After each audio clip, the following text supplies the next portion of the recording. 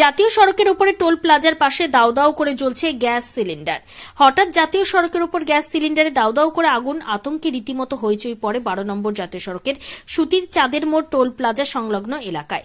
Patrolling duty করার সময় হঠাৎ জাতীয় সড়কের উপরে গ্যাস সিলিন্ডারে আগুন দেখে বাইক থামিয়ে নিজের জীবনের ঝুঁকি নিয়ে তড়িঘড়ি জাতীয় সড়ক থেকে গ্যাস সিলিন্ডারকে সরিয়ে তা নেভানোর ব্যবস্থা নিজের হাতে করে রিয়েল হিরোর মতো কাজ করলেন সুতির ট্রাফিক গার্ডের ওসি প্রণব কুমার রায়।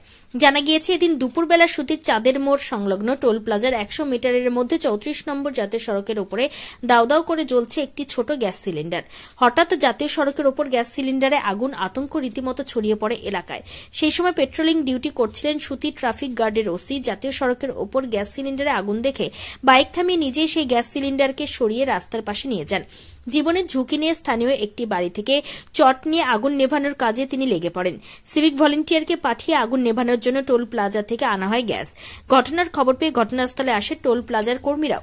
দুপুরবেলা হওয়ায় জাতীয় সড়কে যান চলাচল কম থাকায় বর্ষ দুর্ঘটনার হাত থেকে রক্ষা মিলেছে। যদিও এই গ্যাস সিলিন্ডারটিকে কে বা কারা কোথা থেকে কিভাবে এই জাতীয় সড়কে এলো তা নিয়ে রহস্যে দানা বেঁধেছে।